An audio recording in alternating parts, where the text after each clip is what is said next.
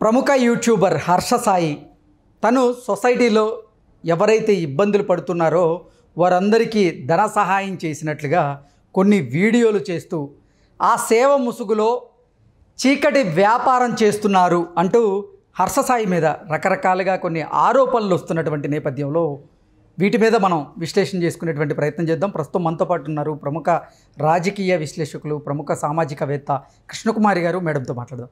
Madam నమస్తే. Madam నమస్తే. హర్ష సాయి అతను యూట్యూబర్గా ఈ మధ్యకాలంలో అందరికీ సుపరిచితుడు. మేడం కొంతమందికి హెల్ప్ చేస్తూ ఆయన వీడియోలు తీసి యూట్యూబ్లో పెడుతూ ఉంటాడు. వాళ్ళ కోరికలు నెరవేర్చినట్లుగా కూడా ఆయన కొన్ని వీడియోలు చేసి పెట్టడం అందరూ చూశారు.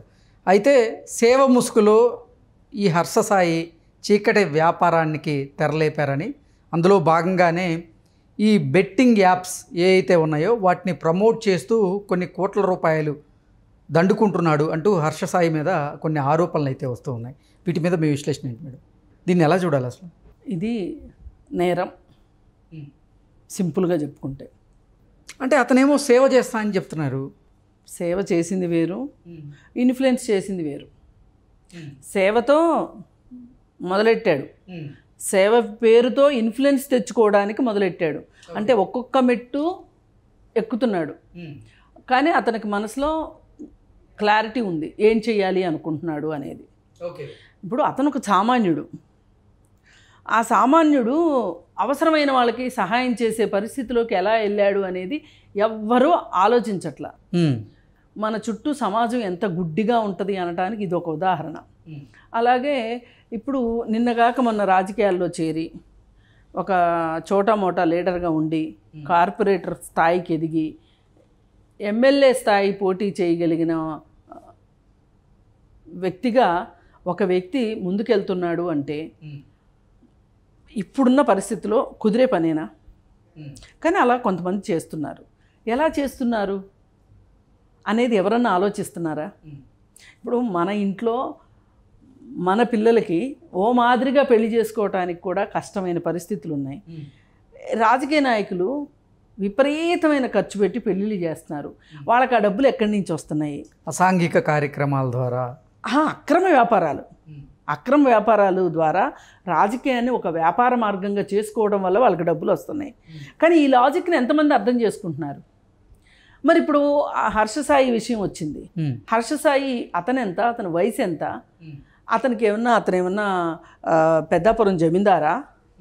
అతని దగ్గర ఏమైనా కోట్ల ఆస్తులు ఉన్నాయా? అంటే యూట్యూబ్లోనే ఫేమస్, యూట్యూబ్లో అతను సహాయం చేస్తూ ఆ వీడియోలను అప్లోడ్ చేస్తున్నాడు, వాటి ద్వారా వచ్చే ధనాన్నే మళ్ళీ ప్రజలకు పంచుతున్నాడు అంటూ కూడా.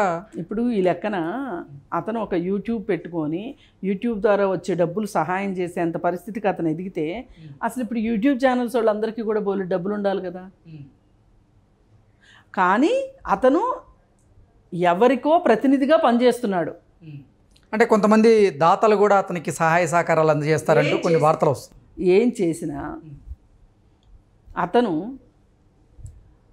₹1,00,000 1,50,000 మించి డబ్బు సంపాదించే వాళ్ళు ఎవరైనా సరే సంవత్సరానికి ఐటీ రిటర్న్స్ వేయాలి కదా. అతను ఐటీ రిటర్న్స్ వేశాడా? అసలు అతను చేస్తున్న వ్యాపారం ఏంటి? అతనికి డబ్బులు ఎలా వచ్చినాయి, ఎలా ఖర్చు పెట్టాడు అన్నది తర్వాత విషయం. అసలు డబ్బులంటూ వస్తేనే కదా ఖర్చు పెట్టేది. ఎలా వస్తున్నాయి అనే దానికి ఎవరైనా ఆలోచించారా? ఇన్ని రోజుల్లో అతను సాయం చేస్తున్నాడు, తీసుకుంటున్నారు. అంటే అందరూ యూట్యూబ్ ఇన్కమ్ అనుకుంటున్నారు మేడం. అదే నేను అనేది, అనుకుంటున్నారు. అంతేగాని ఎక్కడ ఆధారాలు లేవు. ఇప్పుడు అతడు సినిమాలో నాజర్ ఒక మాట అంటాడు, అంత చిన్న వయసు పిల్లాడు 10 లక్షలు చెక్ ఇచ్చినప్పుడే అడిగి ఉండాల్సింది, నువ్వేం చేస్తున్నావురా, ఇంత చిన్న వయసులో నీకు డబ్బులు ఎక్కడి నుంచి వచ్చినాయిరా అని. అంటే అతను ఒక పెద్ద దొంగ అని తెలిసినప్పుడు, దొంగ పనులు చేస్తాడని తెలిసినప్పుడు ఎవరో అడుగుతారు, గట్టిగా అడుగు, అసలు నీ ఎంత ధైర్యం నీ ముందుకు వచ్చి అలా, నేను ఇప్పుడు కాదు అడగాల్సింది, అప్పుడు అడగాల్సింది అంటాడు. అది కనుక మనం ఇక్కడ అప్లై చేసుకుంటే ఈ హర్ష సాయికి డబ్బులు ఎక్కడి నుంచి వచ్చినాయి ఎవరన్నా ఆలోచించారా? ఆలోచించలా.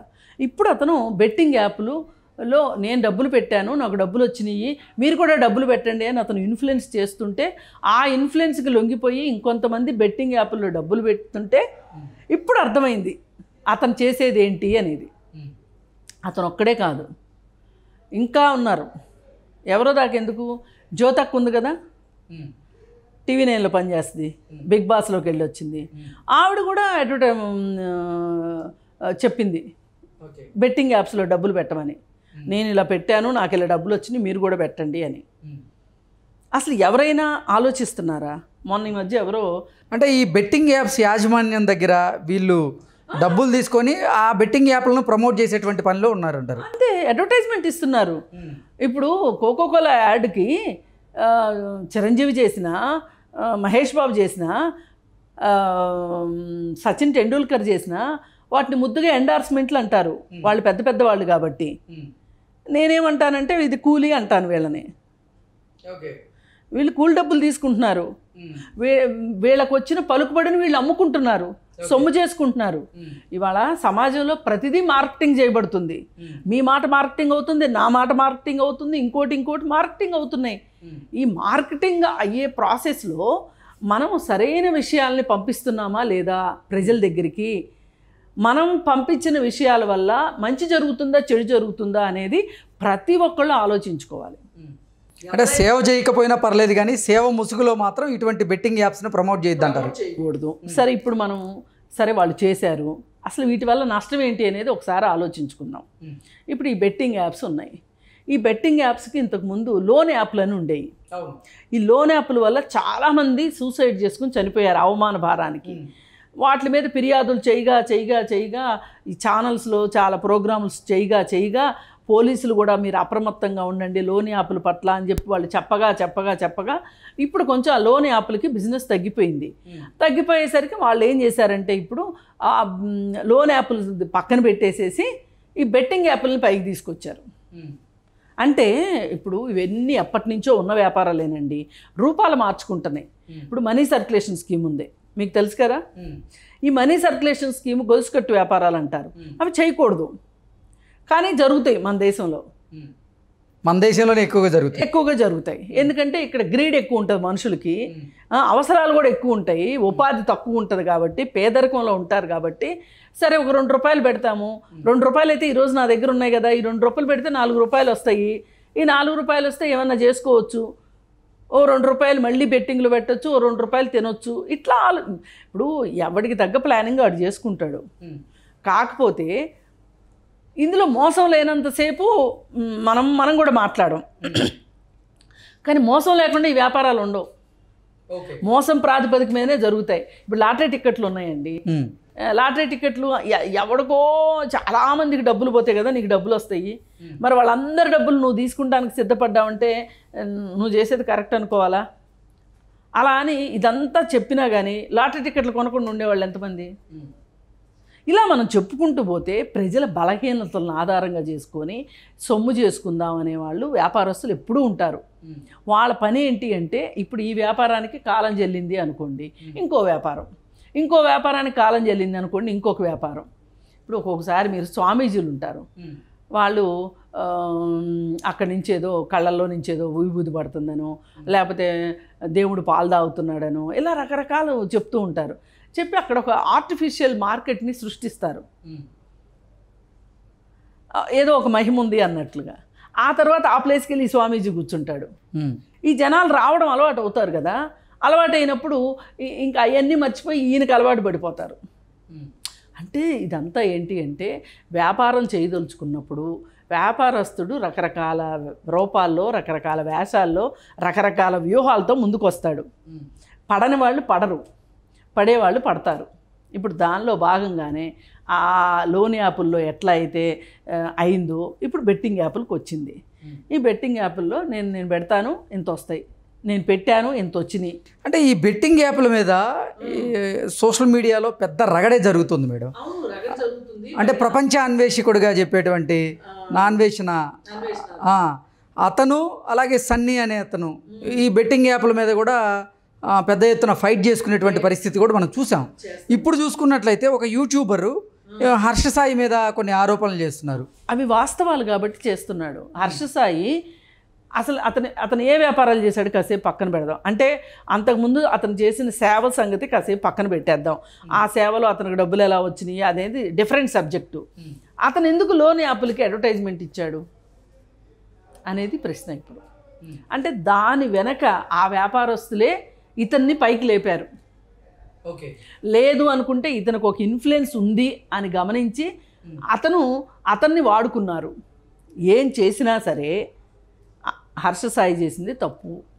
ఓకే, అంటే బెట్టింగ్ యాప్స్ ఏవైతే ఉన్నాయో వాటిని ప్రమోట్ చేయకూడదు అంతే. ఇది చెడు అని తెలిసిన తర్వాత, అక్కడ జరిగేది మోసము అని తెలిసిన తర్వాత, అసలు ఒకటండి, ఆ మధ్య ఎవరో పెట్టారు, ₹1,00,000 మాకు ఇవ్వండి, 3 నెలల్లో 4 లక్షలు ఇస్తామని చెప్పారు. అసలు ఎలా వస్తాయండి డబ్బులు? ఏమైనా పిల్లలు పెడతాయా? అంటే నలుగురికి మంచి చేయాలనే లక్ష్యంతో నువ్వు అడుగులు వేస్తున్నప్పుడు నలుగురికి చెడు చేసేటువంటి ఈ యాప్ల్ని ప్రమోట్ చేయడం కూడా తప్పే. అసలు నలుగురికి మంచి అనేది పక్కన పెట్టండి. అక్కడ ఆ నలుగురికి మంచి అనేది అతని దగ్గర ఆ డబ్బులు ఎక్కడి నుంచి వచ్చినాయి చెప్తే అతను మంచి చేశాడా చెడు చేశాడా అని చెప్దాం. అసలు అతనికి డబ్బులు ఎక్కడే?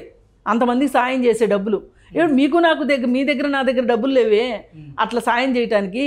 అతని దగ్గర ఎక్కడి నుంచి వచ్చినాయి? అతని తల్లిదండ్రులు ఇచ్చారా, లేకపోతే అతని చేతిలో ఏమైనా బ్యాంక్ ఉందా?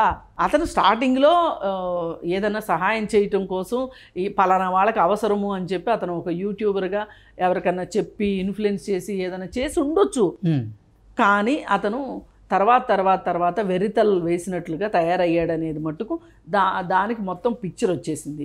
ఇప్పుడు ఇంకోటి ఏం జరిగిందంటే, ఇంకొకడెవడో ఇన్స్టాగ్రామ్ ఇన్ఫ్లుయెన్సర్ అంట, వాడు కారులో వెళ్తా డబ్బులన్నీ అలా వెదజల్లాడు. అది ఎంత నేరమో తెలుసా అండి? అసలు ఎన్ని పోలీసులు సుమోటోగా తీసుకోవాల్సిన కేసులు ఇవన్నీ. వాళ్ళు ఏం చేస్తారు అంటే జరగని మా దగ్గరకు వచ్చినప్పుడు చూసుకుందాం అనుకుంటారు. ఇప్పుడు లోన్ యాప్ల గురించి అంతే, వాళ్ళ దగ్గరికి కేసులు వెళ్తే కానీ వాళ్ళు స్పందించలేదు, వాళ్ళు పబ్లిక్గా అనౌన్స్మెంట్ చేయలేదు, అవగాహన కల్పించలేదు. ఇప్పుడు ఈ యాప్లు కూడా అంతే, బెట్టింగ్ యాప్స్ కూడా. బెట్టింగ్ యాప్స్ మూలాన ఒక రకంగా చాలామంది చిన్న చిన్న పనులు చేసుకునేవాళ్ళు. మొన్న మీరు చెప్పినట్లుగా ఒక ఇన్ఫ్లుయెన్సర్, అంటే social media influencer Basavatarakam hospital దగ్గర కారులో వచ్చేసి కొన్ని కట్టలు డబ్బుల్ని ఆయన పైకి గాల్లో ఎగరవేసిన నేపథ్యంలో అక్కడ ట్రాఫిక్ జామ్ అంతా అది చేయకూడదు. డబ్బుల కోసం కొంతమంది ఎగబడ్డం ఇవన్నీ చూసాం. అది తప్పు, అది చేయకూడదు. ఎందుకంటే కరెన్సీ యాక్ట్ ఒకటి ఉంది మనకి. కరెన్సీని దుర్వినియోగం చేయకూడదు, అది ఒక షో పీస్ లాగా చేయకూడదు, అది మనం చింపకూడదు, కాల్చకూడదు, దాని మీద ఏదంటే అది రాయకూడదు. అది అలాంటి రూల్స్ రెగ్యులేషన్స్ ఉన్నాయి. అలా గాల్లోకి విసిరేయడం అంటే ఏంటి అర్థం? నీ దగ్గర ఎంత డబ్బులు ఉన్నాయని నువ్వు విసిరేసావు? నీకు విసిరేసేన్ని డబ్బులు ఉంటే కూడా నువ్వు విసిరేయకూడదు. అసలు ఇదంతా వచ్చిన తర్వాత కూడా పోలీసులు అతని మీద ఎందుకు చర్య తీసుకోలేదో నాకు అర్థం కావట్లేదు. తీసుకోవాలి ఖచ్చితంగా, పోలీసులు ఉండదే అందుకు కదా. దొంగలు పడ్డ 6 నెలల కుక్కలు మురుగుని అన్నట్లు చేస్తే ఎట్లా? పోలీసులు ముందస్తు చర్యలు అయితే తీసుకోవాలి కదా. అసలు సమాజంలో ఏం జరుగుతుంది, ఏ మార్గాల్లో అవినీతి జరుగుతుంది, ఏ మార్గాల్లో మోసాలు చేస్తున్నారు, ఇవన్నీ. ఇప్పుడు అదేదో ఒక చెంబు రైస్ పుల్లింగ్ చెంబులు, దానిలో సిగ్గుపోద్దని చాలామంది చెప్పుకోలేదు, కానీ పోలీసులు ఉన్నారు దాంట్లో, ఆ బిజినెస్లో. ఆకాశం నుంచి ఒక చెంబు పట్టడం ఏంటి, అది ఎవరి దగ్గర ఉండటం ఏంటి? అసలు వాడికి అన్ని డబ్బులు వస్తుంటే వాడు వీళ్ళకి ఎందుకు అమ్ముతాడు? వాడే డబ్బులు సంపాదించుకుంటాడు కదా. ఇప్పుడు దానిలో చాలా డబ్బులు వస్తున్నాయని చెప్తున్నారు. చిన్న లాజిక్ అండి ఇది. అంటే ఆ రైస్ పుల్లింగ్ మిషన్స్ కనుక మన దగ్గర ఉన్నాయి అంటే మనకి దేవతల అనుగ్రహం ఉన్నట్లుగా, మనకి అంటే కొన్ని శక్తులు మనకు వస్తాయి, అవి మన ఇంట్లో ఉంటే విజయం మన సొంతం అన్నట్లుగా కొంతమంది ప్రమోట్ చేస్తూ ఉన్నారు వాటిని. అండి నా ఇంట్లో ఉన్నాయి అనుకుందాం, నేను ఎవరికైనా అమ్ముతున్నాను అంటే దాన్ని కోల్పోతున్నట్టే లెక్క కదా. ఇప్పుడు వాళ్ళు చెప్పినన్ని దానికి విలువ. అతీత శక్తులు నిజంగా వాటికి ఉంటే అమ్మేవాడు ఎందుకు అమ్ముతాడు? తన దగ్గరే ఉంచుతుంది కదా. ఈ చిన్న లాజిక్ పోలీసులకి లేదు, పెద్ద పెద్ద రాజకీయ నాయకులకి లేదు. ఇలా అందుకని ఏంటంటే ఇవన్నీ మన భయాన్ని, మన అత్యాశని వేరొకడు వచ్చి క్యాష్ చేసుకుంటాడు, అదే జరిగేది. అందుకని దీని గురించి ప్రభుత్వాలు ఇట్లాంటి వాళ్ళని, ఇప్పుడు బ్లాక్ మ్యాజిక్లు, ఈ గేమింగ్ యాక్ట్లు ఇవన్నీ ఉన్నాయి కదా, వీటన్నిటికి సంబంధించి ఎప్పటికప్పుడు నిరంతరం ఒక శాఖ పనిచేస్తూ ఉండాలి సొసైటీలో. లేకపోతే ఇలాంటి అనర్థాలే జరుగుతాయి. ఇప్పుడు మరి లోన్ యాప్ల గురించి ఎంతమంది చచ్చిపోయారు? ఇప్పుడు తగ్గిందా లేదా లోన్ యాప్లు గొడవ? ఇప్పుడు కూడా జరుగుతుండొచ్చు, కానీ వాళ్ళ ఆగడాలు తగ్గినాయి. వాళ్ళు ఫోన్ చేసి బండ బూతులు తిట్టేవాళ్ళు, అవును, బెదిరించేవాళ్ళు, అసలు నీ ఇంటికి వస్తామనేవాళ్ళు, అలాగే నీ ఫోటోలు మార్ఫింగ్ చేసి పెట్టేవాళ్ళు. ఇతను ఫ్రాడ్ పర్సన్ అని చెప్పి అతని మెడలో ఒక ఫ్రాడ్ అని బోర్డు కట్టి ఒక పిక్చర్ తయారు చేసి దాన్ని వాట్సాప్లో అందరికి పంపించేవాళ్ళు. గూగుల్ డ్రైవ్లో ఫోటోలు తీసి చేసేవాళ్ళు. వాడు ఫస్ట్ అసలు మన ఫోన్లో ఉన్న వాళ్ళ కాంటాక్ట్ లిస్ట్ అడుగుతాడు. అసలు కాంటాక్ట్ లిస్ట్ అడుగుతున్నాడు అంటేనే మనకు అసలు ఆడ అప్పిస్తానన్నాడు, ఇంతే చాలు అని చెప్పి మనం ఎగురుకుంటా ఆడ ఏమడిగితే అది ఇచ్చేసేస్తాం. అంటే స్మార్ట్ ఫోన్ మీద సరైన అవగాహన లేక, ఏం జరుగుతుంది, ఏం చెయ్యొచ్చు అనేది తెలియక చాలామంది చేతుల్లోకి స్మార్ట్ ఫోన్లు వచ్చేసినాయి. ఇవాళ ఈ స్మార్ట్ ఫోన్లు వచ్చేసినాయి కాబట్టి ఇంకా ఏ ఆట అయినా ఆడొచ్చు. ఇలా జరుగుతున్నాయి. మరి దీన్ని వీళ్ళందరూ ఎవరైతే ఇన్ఫ్లుయెన్సర్స్ అనుకుంటున్నారో, మాకు సమాజంలో పలుకుబడి ఉంది అనుకుంటున్నారో, ఈ పలుకుబడి ఉంది అనుకున్నారు కాబట్టి వీళ్ళు చెప్తే జనాలు నమ్ముతారు అనే ఉద్దేశంతో వీళ్ళ ప్యాకేజీలు ఏంటో మనకు తెలియదు.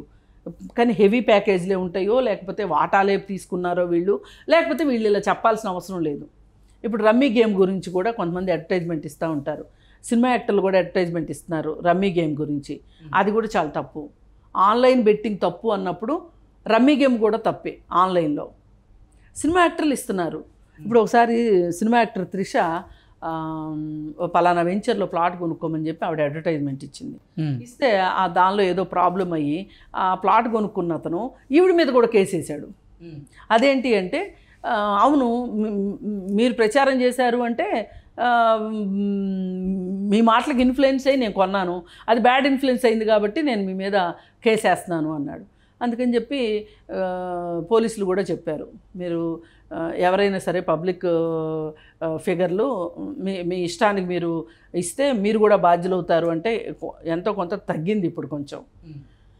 ఏది ఏమైనా మనకు బాగా చేతులు కాలిన తర్వాత ఆకులు పట్టుకోవటం అలవాటైపోయింది. ప్రజలకు కావచ్చు, పోలీసులకు కావచ్చు. అప్రమత్తత అనేది లేదు. పోలీసులు ఇప్పుడు అప్రమత్తం కావాలి, దీని గురించి మాట్లాడాలి. వీళ్ళని శిక్షించినట్లుగా సమాజంలో తెలిస్తే కానీ ఇంకొకసారి ఇట్లాంటి పని వీళ్ళు చేయకుండా ఉంటారు, ఇంకొకరు కూడా చేయకుండా ఉంటారు. Okay madam, thank you so much. Thank you.